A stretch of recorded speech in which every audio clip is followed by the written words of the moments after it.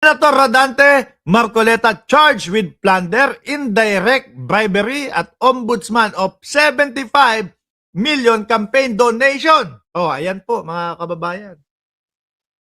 Yung sa SOSE, yung sa etc. lahat. Kaya naman pala mga boss chief mo, sir, no?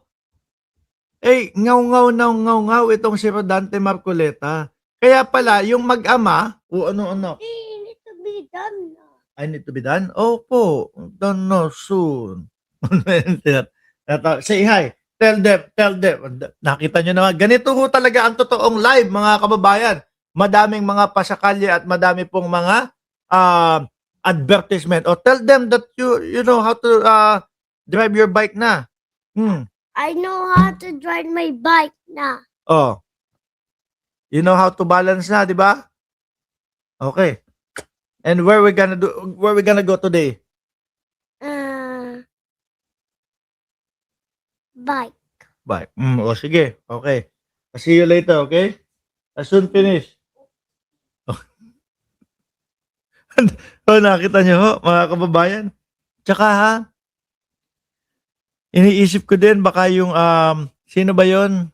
Yung mag-asawa na number 1 o top doon sa mga construction company, yung mga diskaya, baka malaki din ang ambag niyan doon sa kandidatura ni Rodante Marcoleta eh. 'Di ba? Oh. Baka malaki din kaya po sa nakikita natin doon sa mga Senate Blue Ribbon Committee, doon sa mga pag-iimbestiga na si Rodante Marcoleta ang nangunguna, mga bossing, talaga namang gustong-gusto na maging witness itong mga diskaya. Kaso hindi pinalado, no? Dati yung mga DDS, mga kababayan, lagi po nila sinasabi, galit na galit doon sa mga diskaya. Kesyo daw yung mga diskaya, ganyan, madami daw ghost project, mali-mali tayo, etc.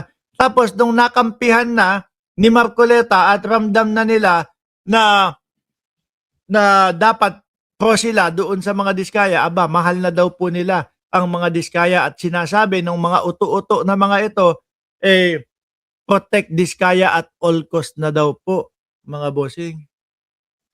Di ba? Ganan po, kaya yan po nagmumula kung bakit nasasabi na itong mga ito ay mga uto-uto. Ngayon, di ba? Ang gusto nila, ang Senate Blue Ribbon Committee is si Pia Cayetano huyata, mga kababayan. Wala na si Marcoleta. Ang tanong, ano po? Matuloy po kaya iyan? Dahil mga boss chief mo, sir, yun pong umuugong na balita na papalitan o mapapalitan pa din itong si Alan Peter Cayetano ay buhay na buhay pa din ho, mga kababayan. Madami daw ang dismayado na mga senador sa panunungkulan bilang Senate President itong si Alan Peter Cayetano, mga bossing. At ito po ang balita dyan. Ng mga umuugong na palitan ulit ng liderato ng Senado, isinusulo na minorya sa Senado na maging bagong Senate President si Senator Win Gatchalian. Nakatutok si Von Aquino. Win Gatchalian daw ho. Sarado mo yan, ilak mo yan ha. Baka no, isang beses kasi tumae. Anak na putek, tapos iniwan bukas yung banyo, umalingasaw dito yung Eva. Parang yung nasa sauna na DDS. No? Na umebak. O, game. Halos 2 linggo matapos ang Senate coup na nagluklok kay Senador Alan Peter Cayetano bilang Senate President. Sabi ni Senador Kiko Pangilinan sa isang pahayag na gusto ng minority bloc na tinawag niyang SB 11 o Solid Bloc 11 na maging bagong Senate President si Senator Sherwin Gatchalian. Sabi ni Pangilinan, may kakayahan, matatag at patas si Gatchalian. Naniniwala. Yun din, ako ho mga bossing. Yun din naman po ang nakikita ko dito po kay Senator Win Gatchalian. Sa lahat po ng senador, mga kababayan, sa nakikita ko, yan po ang pinakapatas. Kaya lang, may kaya lang ako. Medyo nalalambutan ako kay Senator Win Gatchalian. Pero yung Alice Guo nila, yung tandem sila ni Risa Ontiveros, okay po iyon. Ano, maganda po ang kinahinatnan at kinalabasan nung Alice Guo na tandem ni Win Gatchalian at ni Senadora Risa Ontiveros.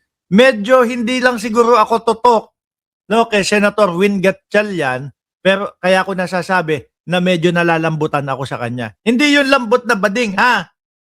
Ang lambot na ibig ko sabihin ay siguro yung parang hindi yung talagang solid o talagang kamay na ano. Dapat po talaga mapalitan na din itong si Alan Peter Cayetano.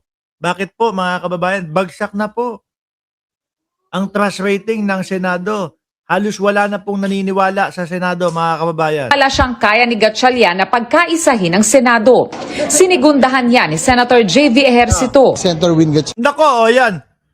Talagang mukhang malabo na papasali bilang majority itong si Senator J.B. Ejercito. Kasi po mga kababayan si J.B. Ejercito, di ba?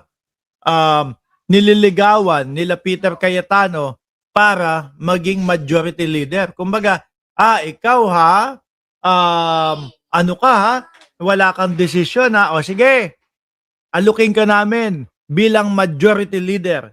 Kaso hindi ho nakuha ng mga kasamahan ni Marcoleta, nila Marcoleta at nila Peter Cayetano. Yan ang aming sinusuportahan bilang Senate President, no, dahil pinakita naman niya yung kanyang pagiging masipag, lalo na very studious, lalo na during the budget nung siya ay finance chairman. So pero ako naman kahit sino, I can work with anybody, kahit na sino yung naging Senate President. In fact, dapat majority leader sana ako ngayon. Kinorgo ko na, no, for Ayan, inayawan, di ho ba mga kababayan? Biruin mo naman. Yung liderato ni Alan Peter Cayetano, puro katarantadua, puro lang naman yan. Biruin mo yung may mga palabas pa na mga barila na ganyan. Di po ba? May mga umiiyak bang mga DDS? Sayang Inaaya na ako nito. Sige na, done na. No, I continue the vlog na lang tomorrow. Okay? Tonight. Sige, magpapaalam na ako mga kababayan. Sayang may mga DDS dyan, may mga auto. Bukas, ng umaga mga DDS, bisita ulit kayo dito. Ano po?